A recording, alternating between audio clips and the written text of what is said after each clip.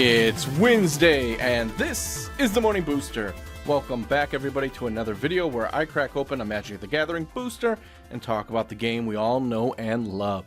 In today's video, I'm going to talk about Jumpstart while cracking open up a booster. So before we actually tear into this thing, let me talk a little bit about my history so far with this set and some of my general thoughts about it. So Jumpstart was initially released back in July, mid-July time period of 2020. And one of the things right before release that Wizards announced was that there was going to be a shortage in terms of the availability of the new set, and that stores were not going to get as much as anticipated, which was obviously disappointing and a little heartbreaking. But the understanding was that eventually more copies of the set, more prints would be available. I think one of the things, as I understood it, is that they were really gearing up more for Double Masters than Jumpstart. But regardless of that, the point was that on release, there wasn't going to be as much product available as the market wanted.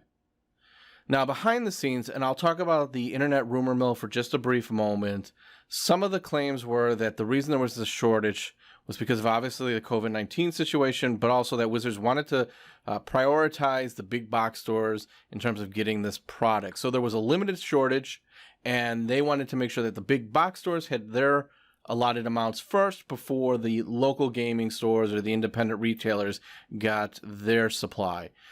Don't know if that's true or not, but to lend some credibility to it, or maybe just some of my own experience, what I've discovered so far with Jumpstart is the only place I've been able to obtain boosters has been from the local big box stores, in particular the area Targets. Now, when the game was released, or the set was released, I was only able to get a hold of one booster. There was a few boosters in there, but I was only able to get a hold of one for myself, and then Z got himself one. So we had gotten 2 boosters in total at that point, and we enjoyed it. We thought it was fantastic. I actually pulled a Teferi out of the booster I got, and Zach had the, I forget what they call it. It was something of the Moors, but it's a great picture. Very much reminded me of the collector from Mortal Kombat 11. But anyways, the point was we were only able to get a couple boosters between the two of us when the set was released. Now, jump forward to today, and 2 days ago, I was able to actually pick up some more boosters from Target. Now, the ironic thing is that I was talking with my local friendly game store yesterday when I went to pick up some stuff, and he was like, well, yeah, I don't think I'll be able to get any until September. So clearly the independent retailers are still struggling to get this product, whereas the big box stores are getting it because, at least locally, that's the only place I've seen it. So take that for what you will. I think my frustration is that this is a great set. There's a lot of fun in opening these boosters from my limited experience. And knowing that this product has been hard to come by has been a little bit frustrating, especially when you compare it against the cost point and the experience of Double Masters.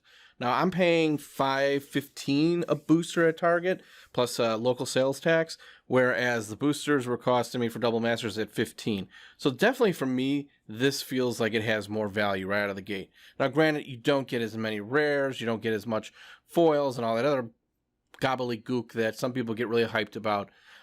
But still, I think for a 20-card booster, it's just fun to kind of dig through these cards and see what you get. And I like the theme, that when you open it up, there's a theme to what you're going to be going through, as opposed to it's just a random assortment. So with that said, though, let's go ahead and start cracking this open, take a look at what I got in today's booster pack.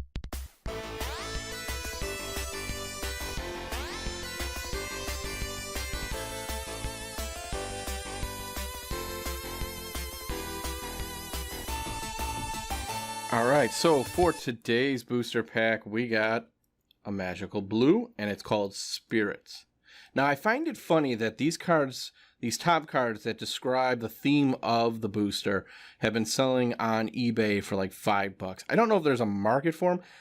I have the couple that we've got so far. I'll probably continue to just throw them in a box. If anything, I'm just using them as placeholders within the boxes as I sort cards.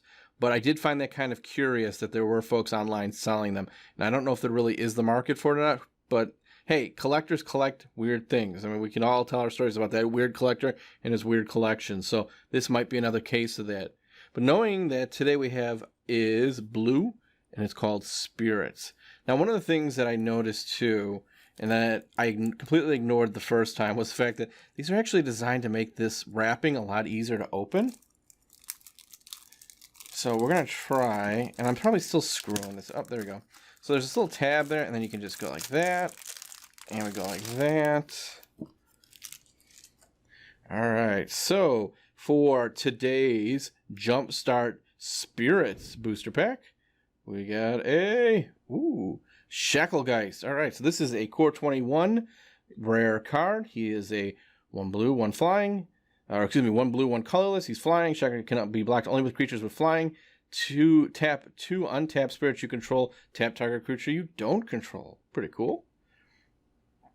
So I do like that the rares are on top. Okay, so this is Battleground Geist. So there's a spirit.